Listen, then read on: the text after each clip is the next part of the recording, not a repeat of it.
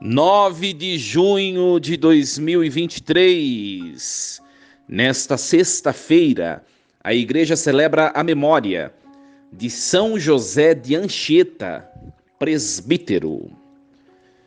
Em nome do Pai e do Filho e do Espírito Santo. Amém. Meus queridos filhos e filhas, muito bom dia. Que alegria nós nos encontrarmos novamente para meditarmos a palavra diária que a liturgia da igreja nos propõe.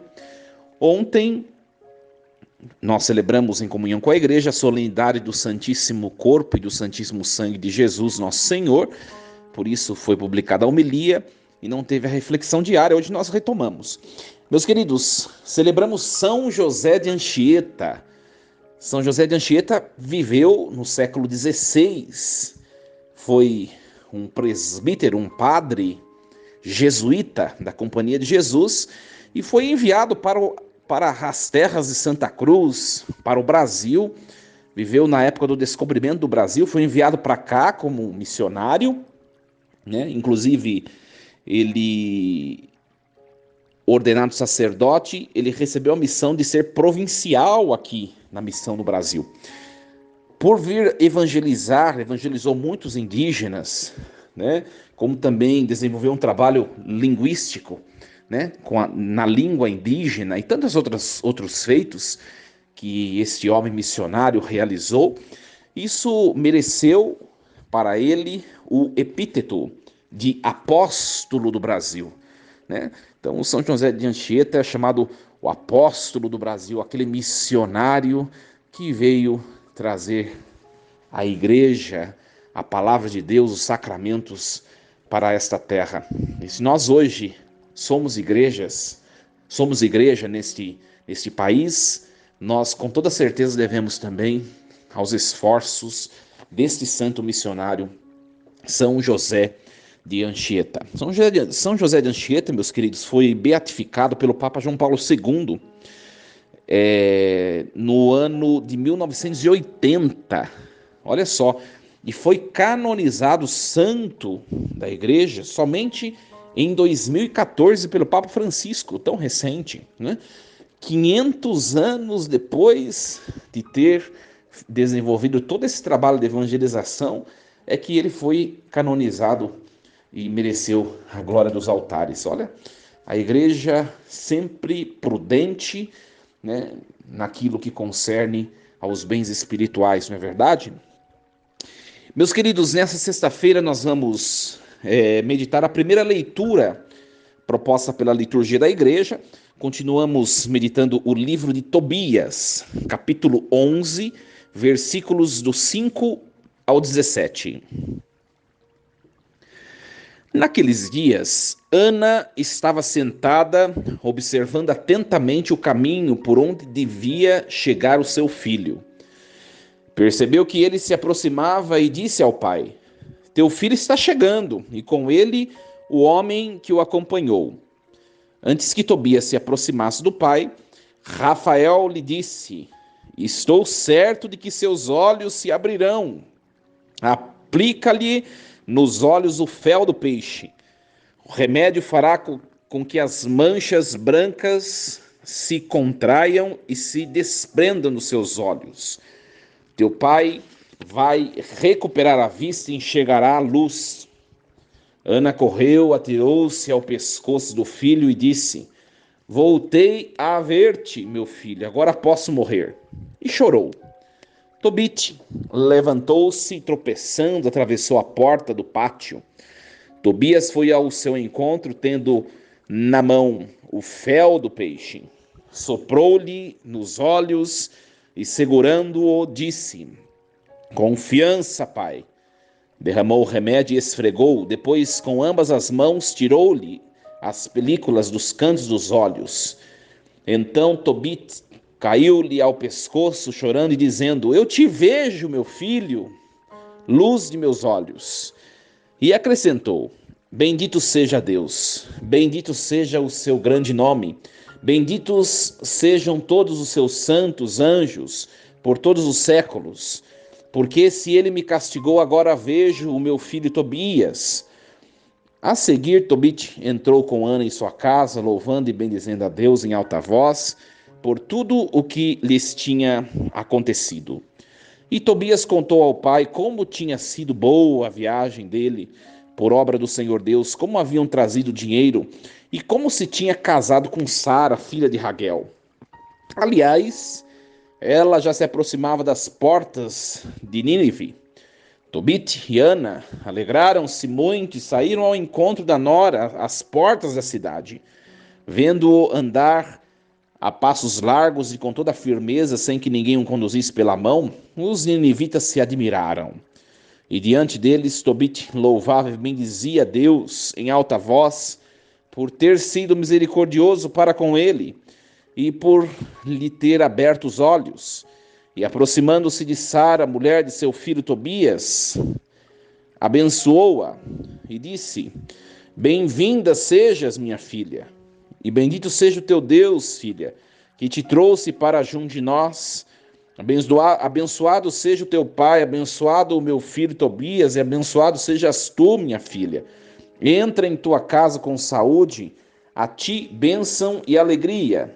Entra, minha filha, e naquele dia foi grande o contentamento entre todos os judeus que se encontravam em Nínive.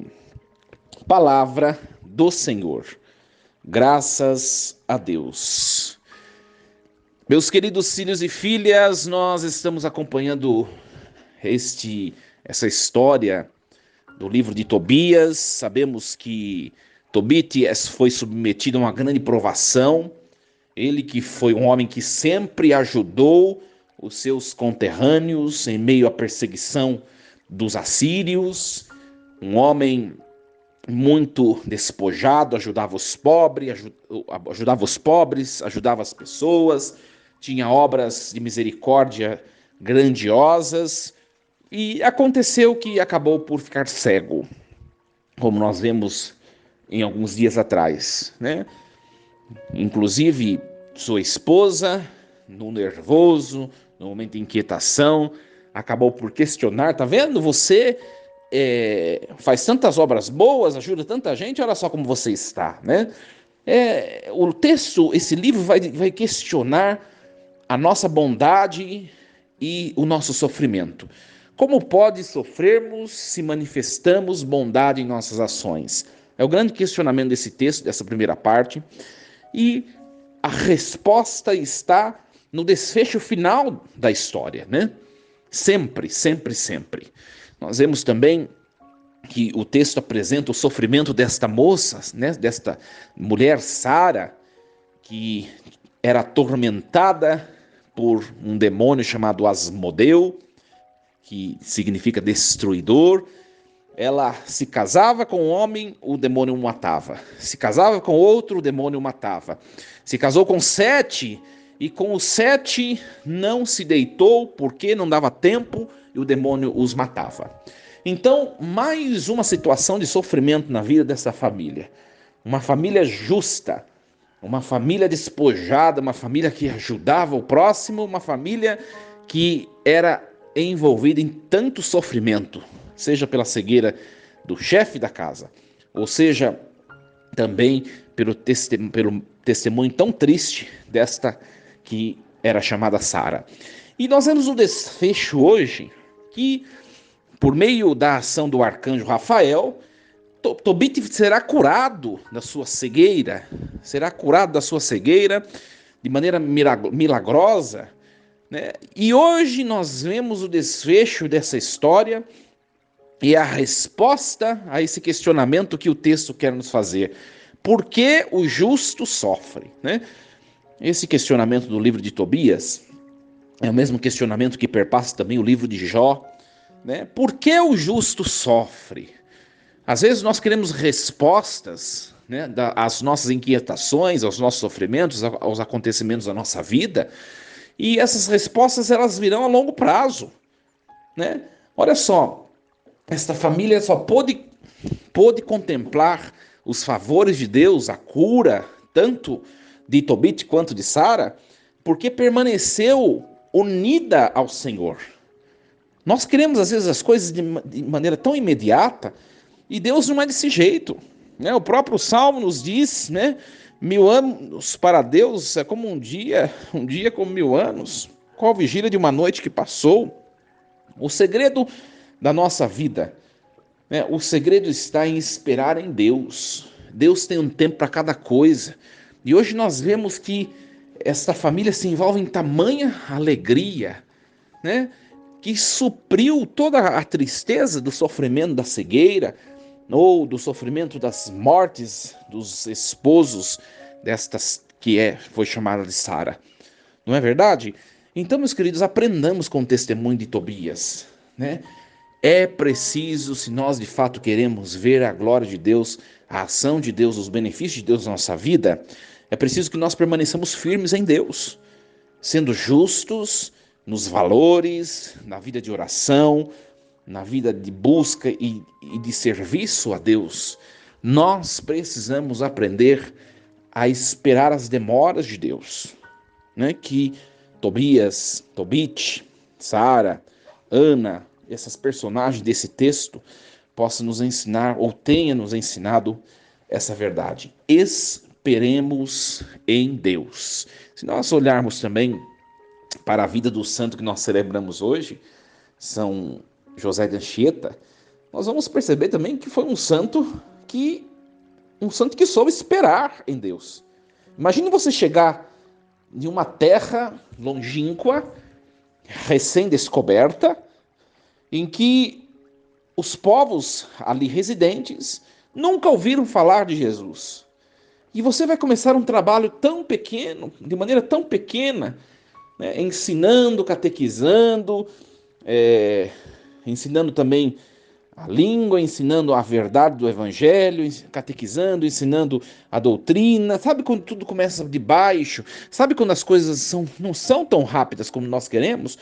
Foi o que experimentou também São José de Anchieta, né? Mas foi um homem que fez acontecer, que esperou, que fez paulatinamente acontecer aquilo pelo qual ele foi enviado, a sua missão. Ele fez acontecer o que dependia dele. E nós vamos ver as consequências benéficas da ação desse homem no dia de hoje, né? Em todo canto do nosso país, existe a igreja. Existem lugares onde a fé é derramada para os seres humanos que a procuram. Graças a essa persistência primeira desse santo, São José de Anchieta. Eu não sei o que você tem vivido na sua vida, mas os testemunhos, tanto dos textos bíblicos de hoje, Tobit, sua esposa Ana, Tobias, sua esposa Sara, e também desse santo São José de Anchieta, né? Os testemunhos de hoje nos mostram o seguinte: parece que as coisas às vezes são insuficientes, parece que as coisas não vão adiante, mas nós precisamos esperar e persistir. E com toda certeza, Deus nos honrará. Que nós creiamos nisso. Desejo, meus queridos, uma sexta-feira maravilhosa. Que São José de Anchieta reze por nós, ele que está junto de Deus na eternidade. Ore, reze por nós, para que nós sejamos firmes na fé e na esperança. Força e coragem. Em nome do Pai, do Filho e do Espírito Santo. Amém. E lembremos-nos sempre, Deus está no comando de tudo.